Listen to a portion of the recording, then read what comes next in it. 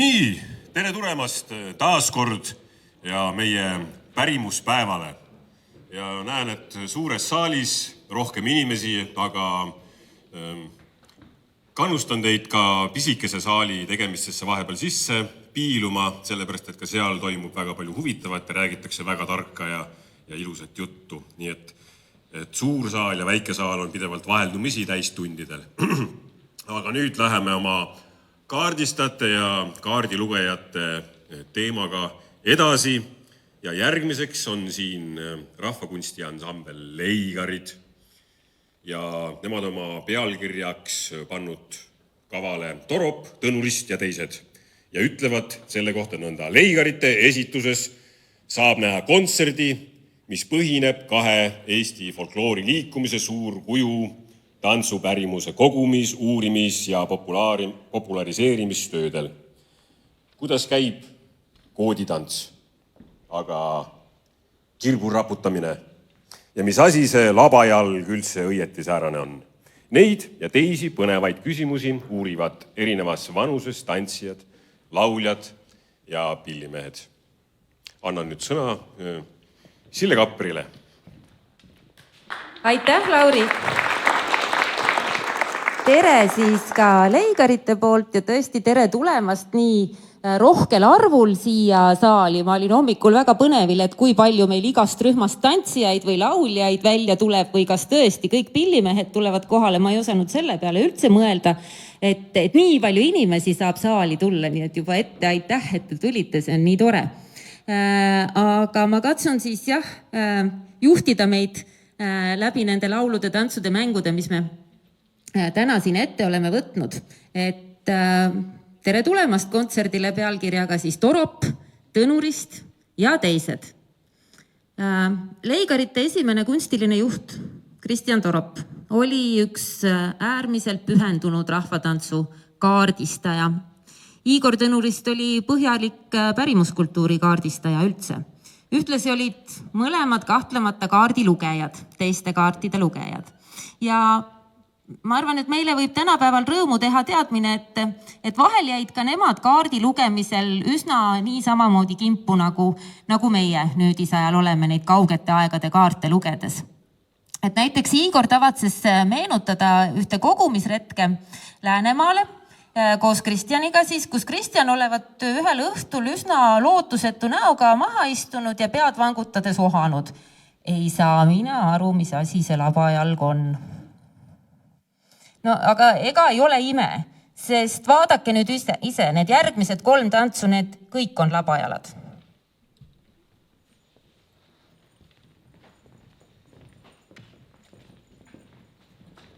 Pilli ja pisukeste ja tantsivad tasakeste, pilli ja pisukeste ja tantsivad tasakeste.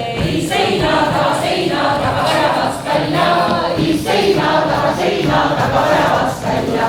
Pillüüragi nupp otsas, kõrtsilinul oli viin otsas, pillüüragi nupp otsas, kõrtsilinul oli viin otsas. Minu sukkarõõga viisud ja nii viisud kalaniisud, minu sukkarõõga viisud ja nii viisud kalaniisud. Vanamadis oli maemees, laulis õlle, vaamise ees, vanamadis oli maemees,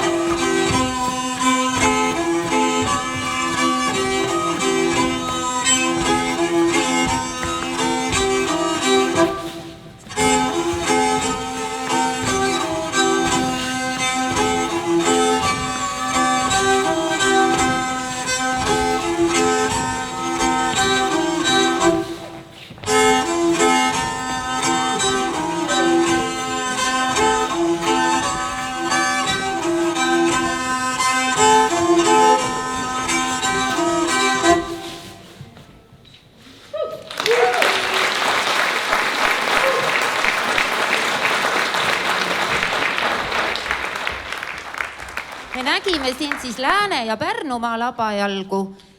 Pärast seda oli kirbu raputamine, mille kogusid Igor Tõnurist ja Kristjan Torop koos Siberi eestlastelt. Torop seadis selle kirbu raputamise hiljem süüdiks veel kahe labajalatantsuga, karutantsu ja hiiuvalsiga. Ja sellisena on see lugu jõudnud isegi tantsupeole, mis tähendab seda, see isegi tantsupeole kõlab nii, nagu ta kõlab. See tähendab, et väga paljude Eesti tantsijateni tegelikult. Ja süüdi lõpus oli tantsitud hiiuvalss ja eriti need viimastena nähtud vormsitantsud, no nende kaardi lugemine on muidugi sellises jooksvas seisus praegu veel. Ja see teebki kaardistajate töö nii väärtuslikuks, et igal põlvkonnal on ülesmärgitust võtta uus kild ja kaardilugejana me õpime tundma ennast ja kaaslasi ja ümbritsevat maailma. Näiteks siis, kui me tantsime Reilendrit või näiteks siis, kui me mängime täitsa ise läbi iidset loomislaulu.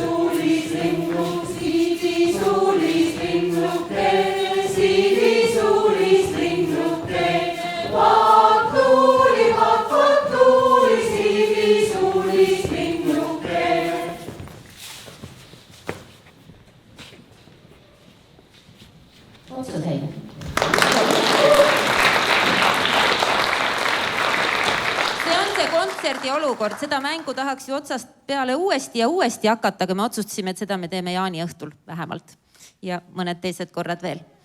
Aga Igor Tõnurist on tegelikult üsna selgesõnaliselt kritiseerinud sellist vanema ja uuema folkloori lähestiku esitlemist, mida me siin ka äsja tegime, need Reilender ja vana mäng. Igor rõhutas, et uus ja vana eksisteerisid rahvaelus küll korraga, ent eri ruumides.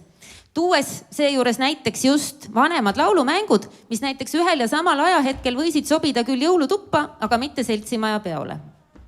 Ühtlasi Igor tõi siiski välja, et motiveeritud esituse korral ja heaks motivatsiooniks pidas ta ka sõnalisi seletusi, on ka kirjusvalikus ikkagi oma loogika olemas. Kristjan Torop andiski vahel leigaritega selliseid kommenteeritud kontserte, mille vorm siis inspireeris ka meie tänast ettevõtmist. Ja ka järgmine komplekt on selline, mis oma esimeses elus kokku sattuda ei saanud. Ei aegade kommete tõttu ega ka paikkondliku päritolu tõttu. Tantsuks tuleb meil süit Kolga Jaani Siiri polkast, Jõelähtmelt kogutud Tursamäe polkast ja Urvaste kaalupist. Süidi vorm on selline suurepärane vahend pärimustantsude esitlemiseks ja ka õppimiseks kuni kõrgkoolini välja. Kristjan Torop oli muide Tallinna Ülikooli koreograafia eriala esimene Eesti tantsuõppejõud. Ühtlasi viljakas tantsusüütide looja, kellest on õppust võtnud tõesti väga mitmed järeltulijad. Selle Siiri Tursa kaalupi pani kokku Mal Paulus. Ja tantsule järgneb laevamäng. Lapsed võivad juba tulla siia tantsu lähteasendisse tasapisi. Laevamäng on kaardistatud Karuse kihelkonnas ja uut ringi praegu folkloriseerunud leigarite repertuaaris. Selle mängu dialoog varieerub meil vahel väga suurtes piirides, aga need piirid on osalejatele ikkagi arusaadavad. Ja nii mõnegi mänguelemendi kohta võib-olla ei teata enam, kust see pärit on või miks või millal sündis, aga kõigile on selge, mis sammud tuleb läbi teha selleks, et see mäng valmis saaks või lõpplahenduseni jõuaks.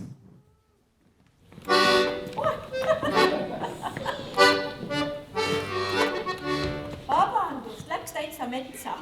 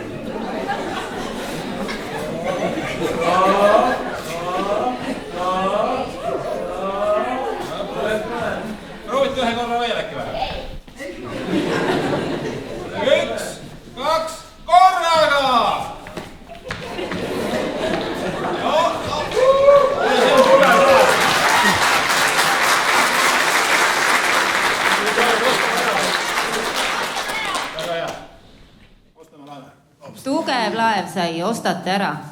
Tore. Igor Tõnurist muuhulgas juhtis tähelepanu ka meeste ja naiste rollidele erinevates folkloorižanrites ja ajaloolise traditsiooni esitlustel tõepoolest ka meil siin ostavad laevu ikka praegu veel poisid ja mehed.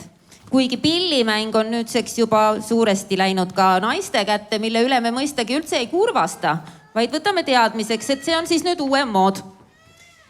Aga kuidas lähevad täna Varga mängud, mille algne idee oli ikkagi just vastassoost paarilise leidmine? Seda tahaks nüüd näha siis. Pärast räägin veel.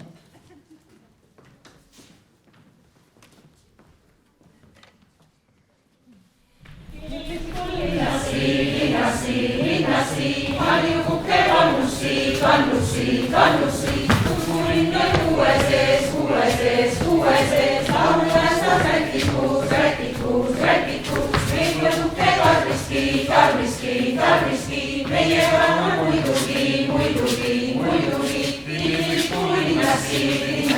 linnasi, Harjukukke kannussi.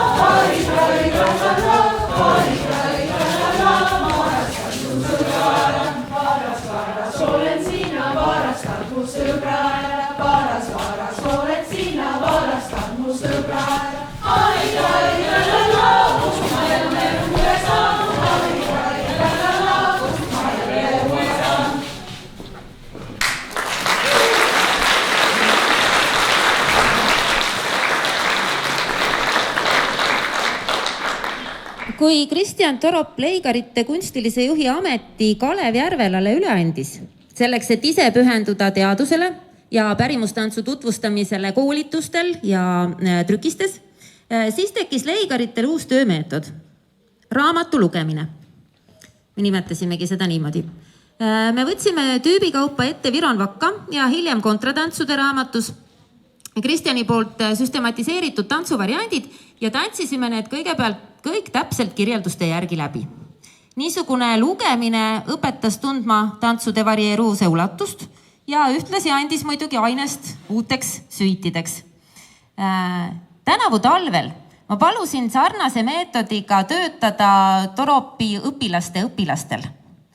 Ehk juba te nägite Mall Pauluse ja tantsijate tõlgendust siis vargatantsudest ja järgmisena me näeme, mis juhtus siis, kui meie Tartu rühm, kes tegutsebki üldse esimest hooaega, juhendaja on Leanika Parra, kui nemad süvenesid sellisesse mõistatusse pealkirjaga Tinna, mis on olnud nii meesvangide tants kui Tartu tudengite tants, kui palju muid asju, nii et neid soorolle jälgime ka huviga edasi.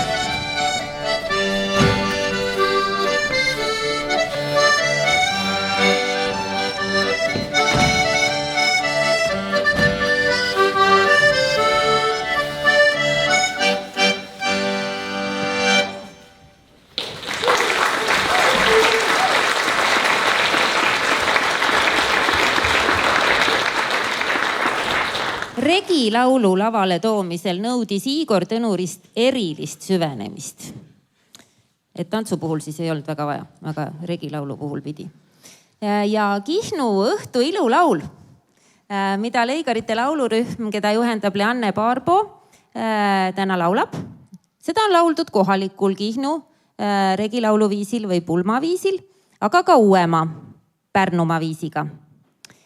Ja uuemale ajale viitab ka tertsis laulmine, mida nüüd kuulda saab ja mis regilaulude puhul on täitsa stiiliväline nähtus. Kaske refrään, mida te kuulete, on algselt pärit Lõuna-Eesti pulmalauludest, ent lääne poole liikudes kaotanud seose pulmadega. Ka on Kihnu laulud tuntud selle poolest, et kõik laulavad algusest peale koos, ütles Leanne.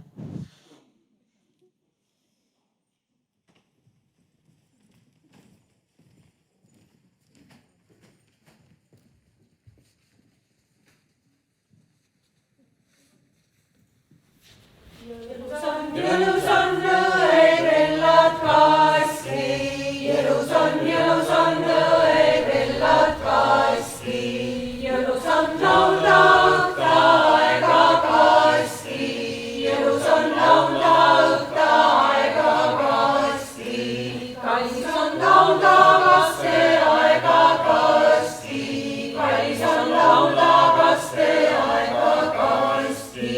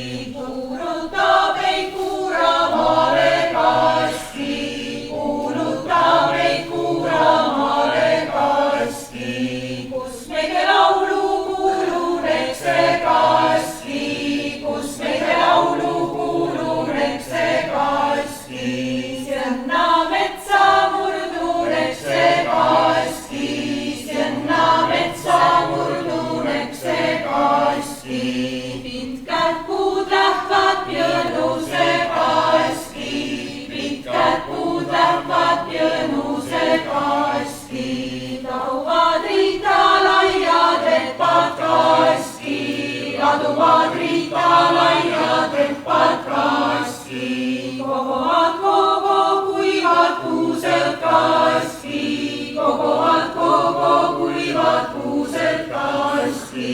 Jõlma nooreta meheta kaski, jõlma nooreta meheta kaski, paramata poesikagi kaski, paramata poesikagi kaski.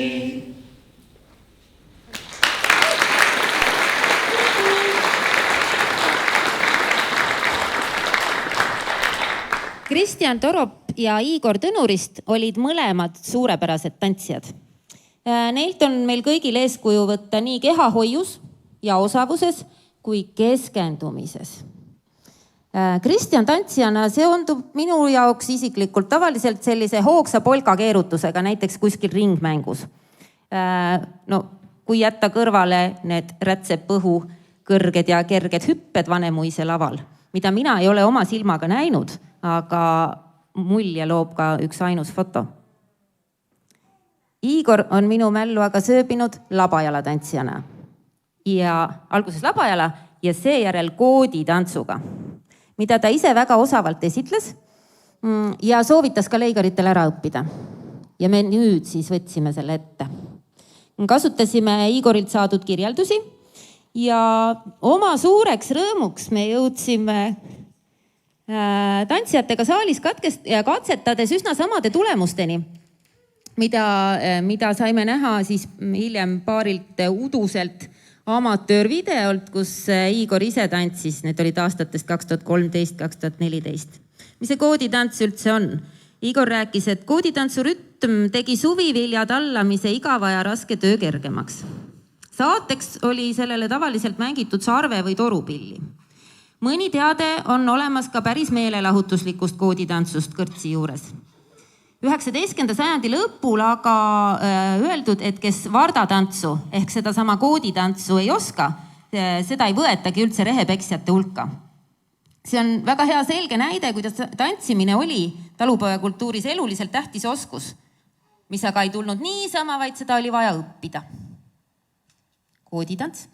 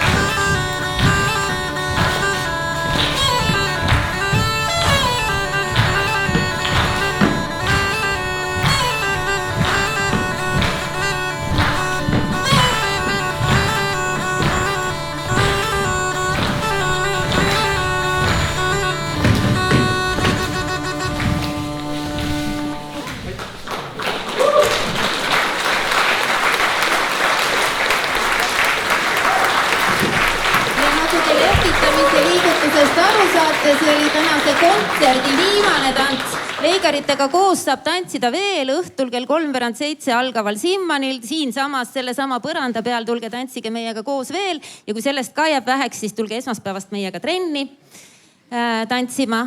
Aga nüüd tahtis Moonika midagi öelda. Ongi siin juba. Müstiliselt ilmusin. Minu teha on suured tänusõnad. See kõige parem osa.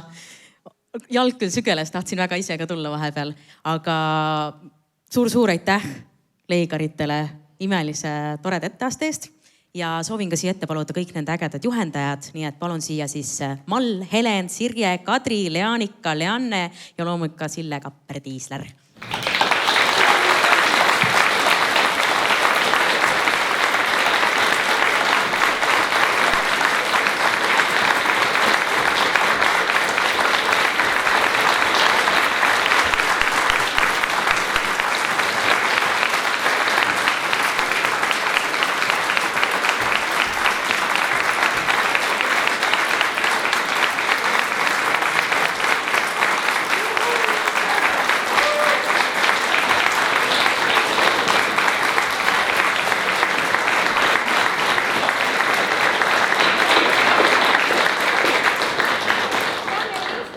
Leanne oli just taval, aga nüüd on juba loomulik kadu.